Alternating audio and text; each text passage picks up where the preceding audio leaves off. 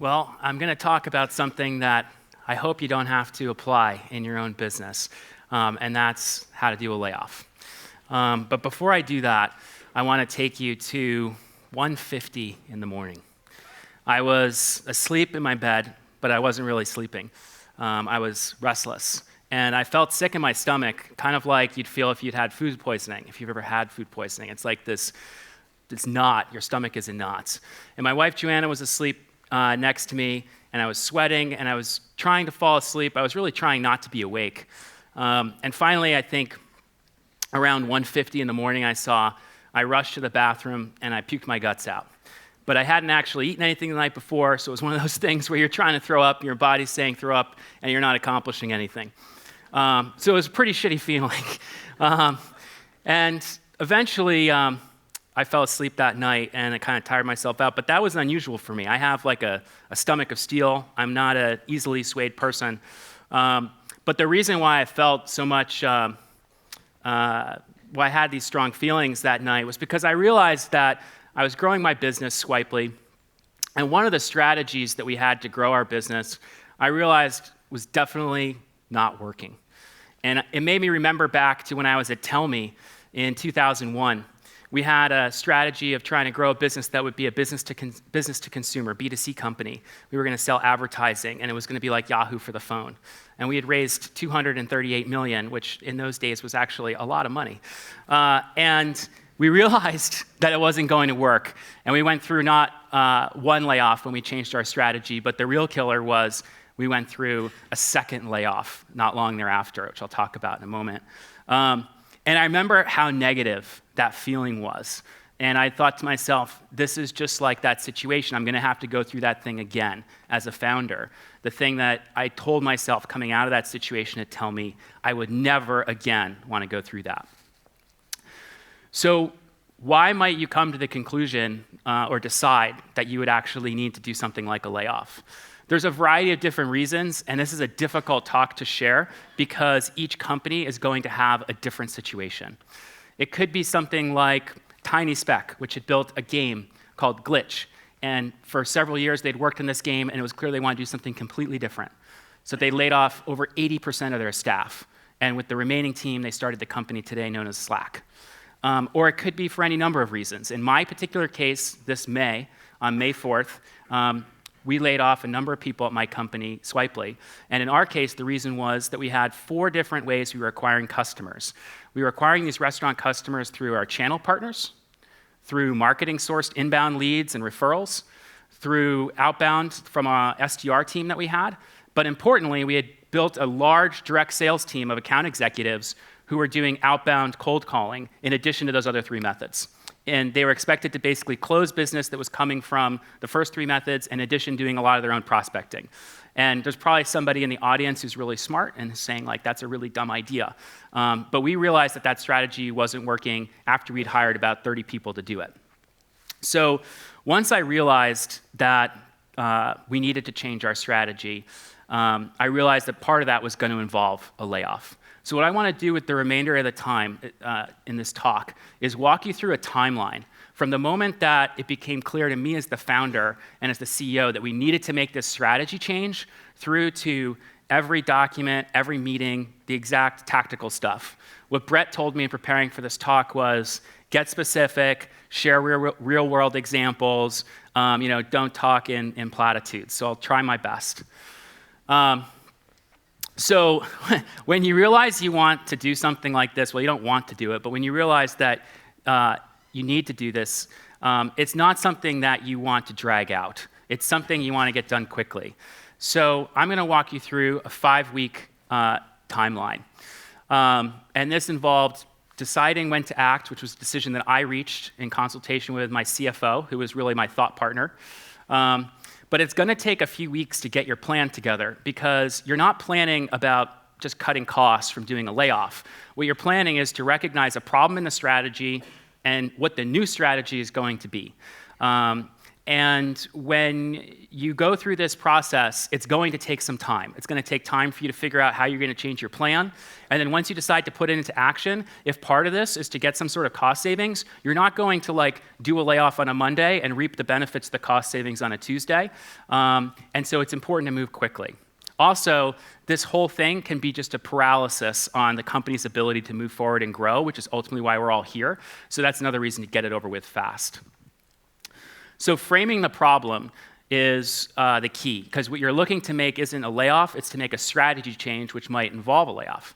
In our case, the problem was not really apparent because this was what was going on with the business. We had literally tripled the size of the business over the last 12 months as measured by anything involving customers, revenue. What I have up here is something that's easy for me to share publicly, which is essentially the volume of sales that these restaurants are running on our platform. So you'd look at this graph and you'd say, this is a company that's doing pretty well. But like I shared earlier, one of the 4 ways we were acquiring customers had really high customer acquisition cost relative to its payback on a gross margin basis, which is how most SaaS companies like ours would measure the health of that customer acquisition process.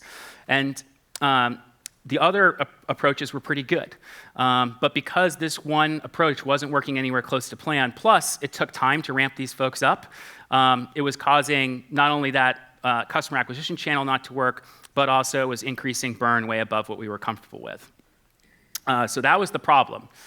The other thing that you want to think about when you go through this, and I learned this the hard way at Tell Me in 2001, is you only want to do this once. So if you recognize you need to actually reduce the size of your workforce, that's not a decision that's going to be easy, and it's not going to be taken lightly by the team that remains. When you do a layoff, it's not about the people that you're letting go. It's about the people that are staying, that you're retaining. That's the team that's going to take you where you want to go.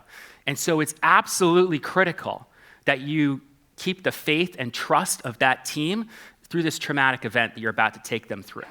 And nothing will destroy that faith and confidence quicker than coming back to them 3 or 4 months after you did layoff number 1 and tell them, like, newsflash, we're here for layoff number 2. Try to get them to follow you in that situation.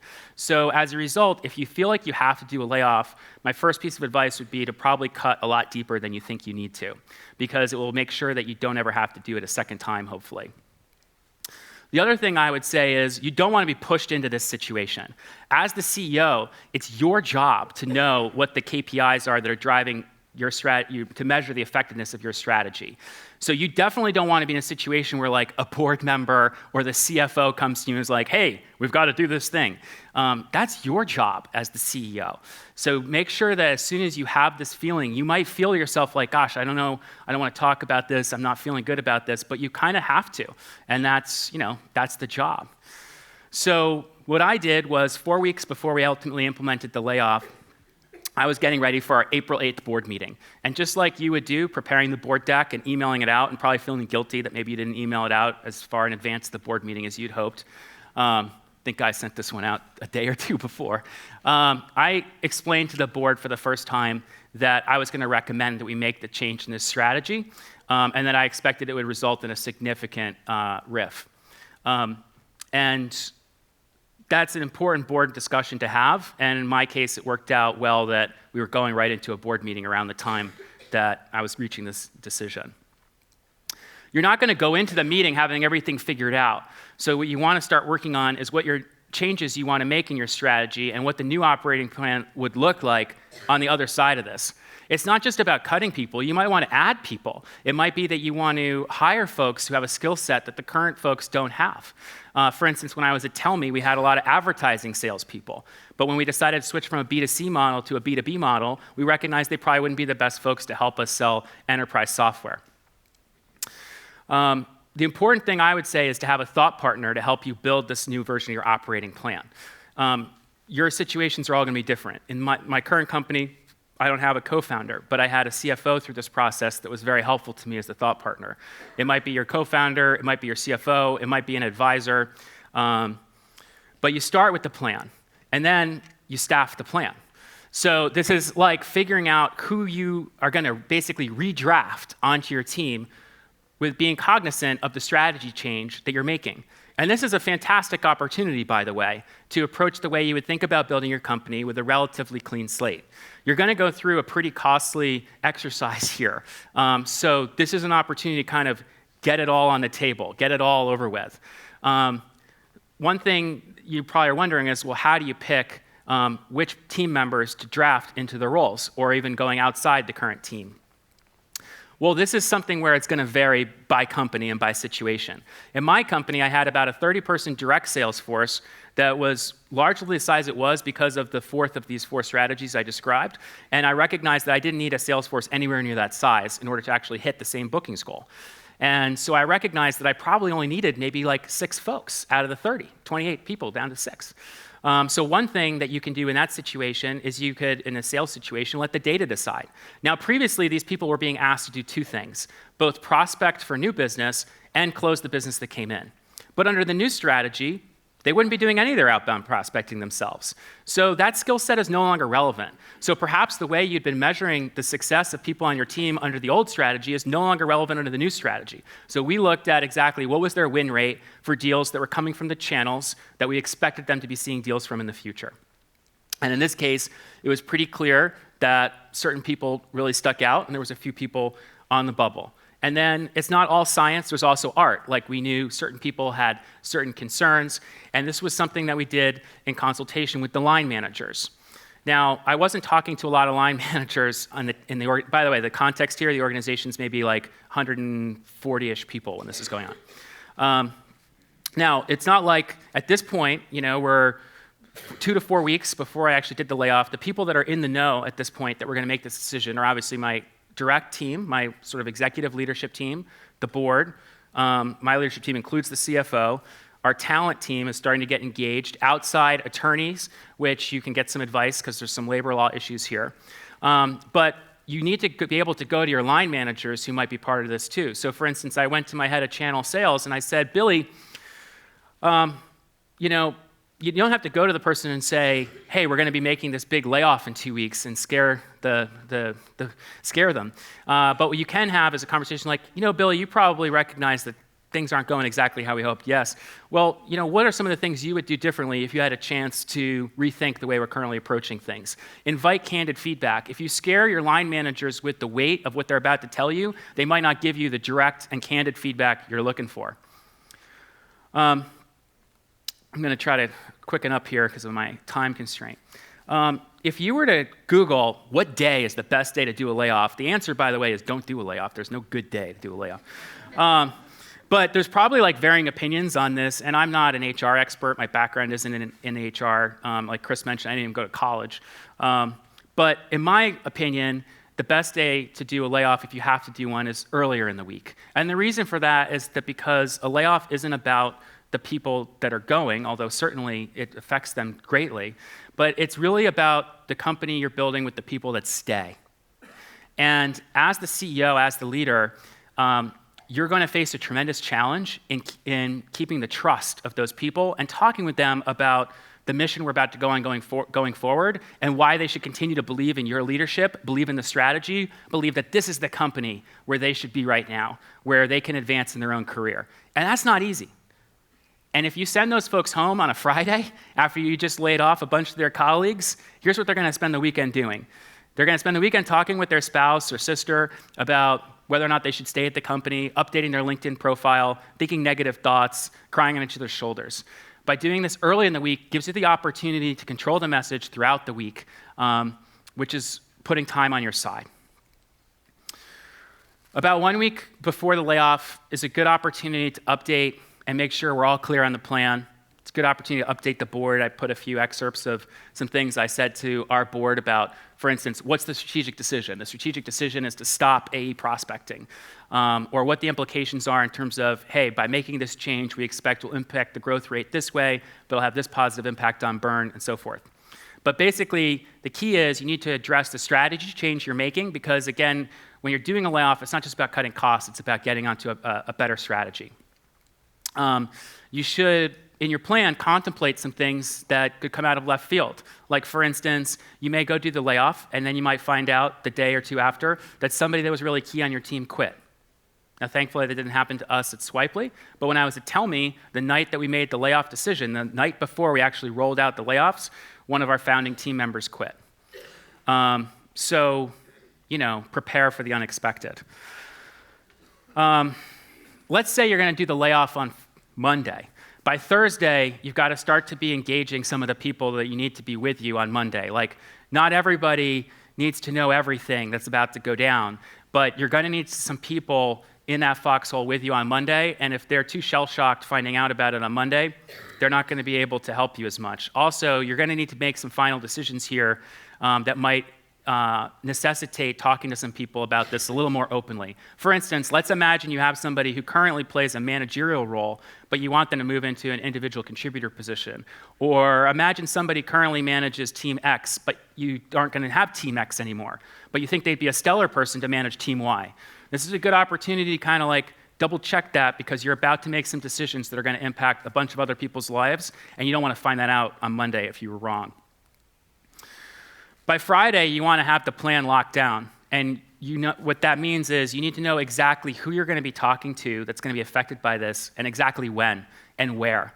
Now, you haven't sent out a calendar invite to, Meredith, I want to lay you off on Monday. Can you make 10 a.m. work? But you, together with the talent team and the managers, they're going to be implementing the layoff. You need to go into the weekend on Friday knowing exactly who is going to be speaking with who at what time. These meetings aren't going to take very long. Neither person is going to want them to take very long, but it's important to have a plan. And if it's going to impact a large number of people, it's going to impact how you roll out a plan like this. So during these last few days, it's important to maintain control of the information flow. For instance, in my company at Swipely, the news was communicated to the company on Monday. But if, for instance, the information flow hadn't been controlled and the news had come out, say, a week prior, and people knew that we were planning to do this in a week, you can expect total paralysis inside your company, complete dysfunction.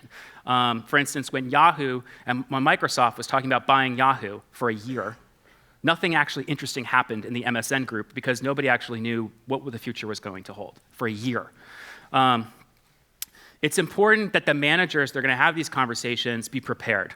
Now, if the manager isn't going to be here, you notice my name next to a lot of people. That's because the manager wasn't going to be here. And as CEO, if you got to put it's like that movie We Were Soldiers.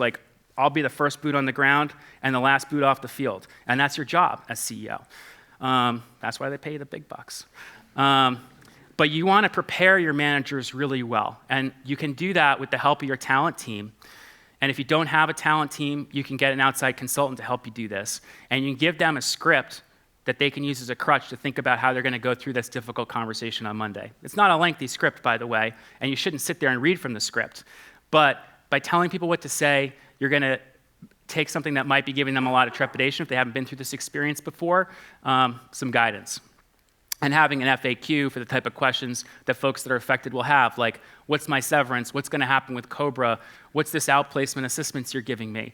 You're going to basically be giving the folks an actual packet of written material that answers those questions, but you and another person in that meeting, these meetings are two people, you and one other person, ideally an HR person, having a plan for that meeting. But that's not the most important thing to have written down and figured out on Friday when it comes to your managers. The single most important thing, if you have to go through a layoff and you want to write something down, almost everything else is optional, right? But the most important thing is to get your messaging nailed down and be really sharp as a tack on what you're going to say to the people that are staying. Because when you do a layoff, it's not about the people that go. It's about the people that you're keeping with you, that you're going to depend on and hold accountable to execute on the new strategy. And if they don't believe in your leadership or in management or the new strategy, it's not going to be successful. So you need to think through every possible question somebody could ask. When I was at Netscape, we used to call it a rude Q&A document for the press. It's like, imagine everything someone could ask us. Let's write it down and let's come up with an answer for that. Those are some examples. For instance, is another layoff coming? You need to be able to answer that, by the way. The first word in that answer is no. And you need to be able to answer that question looking somebody in the eye and know why that is. Any number of questions. On Saturday, before this is all going to happen on a Monday, One of the things that I worked on is letters of recommendation. We had a standard form that was provided to all of the folks that were impacted by this that was signed by their managers, and managers were invited to customize it as they see fit. And it was something that was useful to do. It doesn't take a lot of time. And in this particular case, it affected a small enough number of people that I was able to also customize one myself. And this sounds like a vestige of an older time to have like a letter of recommendation, right? But it's something that both treats the person who's being affected with respect, and also importantly, the people that stay are going to know how you treated those people. On Saturday, it's a good time to actually rehearse the meetings that you're going to have to go through on Monday with your managers. That's an opportunity to rehearse not only the meetings for folks that are going to be let go, it's a time to also think about rehearsing the answers to that document I shared earlier in terms of their individual team meetings as they face questions from their teams about the strategy change that you're making. If you have employees outside of the office, the worst thing you can do is like lay somebody off over the telephone. So figure out a way to make it work in person. That should really be like the absolute last resort. On the morning of, you're gonna walk in the office, maybe 8:15. As the CEO, you're probably thinking, here it is. Now at this point though, you have a plan. And the plan is pretty well buttoned up, you've rehearsed it, you're feeling better. But it is important to recognize there's some people on the team today who are gonna be doing some work that isn't gonna be fun. Like after each meeting, the IT person is gonna be turning off their email accounts. Or the HR team that's gonna be in every single one of these meetings, whereas a manager might only have to do 3 or 4. So it's important as the CEO to go and recognize those people proactively for what they're about to have to go through and to thank them, because a lot of times those people are working behind the scenes. It may also be appropriate if you have somebody that you can pull out and have a special conversation with. For instance, I had a senior sales manager that I had the conversation with over breakfast. This is where you lose control. 8:39 sent out emails from managers to people that are going to be laid off, letting them know we're going to be making some changes today. I want a chance to meet with you one-on-one. There's not a lot of ways to interpret this email. And if you've done things well up until this point, this is the moment at which you're going to lose control of information flow in your company for the next few hours. If one particular team is impacted particularly heavily, then reach out to the keepers, the people that are staying, and pull them aside before you lay off all the other people on their team, not least of which is they don't want to be terrified that's going to affect them, but also because it's important for them to hear that they've been handpicked to help take you where you want to go. The meeting itself with somebody that is being laid off is not a long meeting. It takes maybe 4 to 7 minutes. The important thing is to be quick, to be humane, and to be honest and direct. It's important to have a second person there, and there's some things that you can do to make that meeting a little bit easier going, like have the person face away from their peers that might be able to see in through the window. Once this is over with, you're probably feeling pretty shitty. But there's nobody else you're laying off, so you're feeling like, well, that's done. So now is an opportunity for you to send a quick note to the team around 11:30 and say, so, let's talk about this. And then that's when you have to go out and give probably one of the most important all-hands presentations you will ever give as a CEO. Because if you fuck it up, they are not going to follow you where you need to go, and you will be in an irreversible situation. So what you need to do is clearly explain, and take as long as it takes, why we made the change, and address the questions that everyone would have in their mind. Like, how are these people treated? Why did we choose these people? Did we think about canceling the soda and all this other bullshit? Just proactively head off all of those questions. I mean, no question is every question should be on the table. And in my case, not only did I walk through the strategy change, but I had that document I'd written down. I was like, let me answer some questions that might be running through your mind. And I asked that question, do we think about canceling the snacks? I was like, no, I explained that. When you get out of that all-hands meeting, you could actually be pleasantly surprised. But the last thing I thought I would be reading is an email thanking me from somebody that I had laid off 3 hours prior. In the afternoon, you're probably going to field a press inquiry. Keep it short. There's no really, you don't want to enter the spin zone here. And after this is over, just be careful about some silly mistakes. Like when we were at Tell Me, we had somebody who had done an 83B election, an early exercise of their stock options. This is the person that quit, by the way. And because he was an early founding employee, he hadn't actually written a check, so the accounting team never wrote him a check back for the options he had early exercised. So after 31 days went by and we had failed to exercise our right of repurchase, he sent us a brief email saying, "Thank you very much for giving me the options that I didn't really vest that I'm entitled to for 2 years." And that was a 3-year arbitration, $10+ million problem. Learned from that one. That was in 2001. Didn't make that mistake this time. Solid team. So just to close this out, the strategy of my company is working. This ended up actually being something that was a net positive for us. We've actually quadrupled, this is a little out of date, quadrupled the productivity of the direct sales team. They're engaged, they're making more money, they're having more fun. We measure using a tool called Culture Amp the engagement in our company. The left bar is in March, the right bar is in September. We made this change in May. We've improved across the board on the ways we measure, and it gave us an opportunity to DNA re-engineer the culture where we recognized we had a problem with male-female engagement gaps within the company, and we used this opportunity to really try to focus on that, and we've been really successful in closing some of those gaps. So when we look today at how we measure up against what Culture Amp calls the new tech benchmark, which includes a lot of companies we all respect, we feel pretty good about how we stand here. So in closing, that, and I hope that you never have to apply these lessons that I've learned from being involved in layoffs at Netscape and Tell Me and at Swipely, but I hope if you do, that some of this can help. So thank you.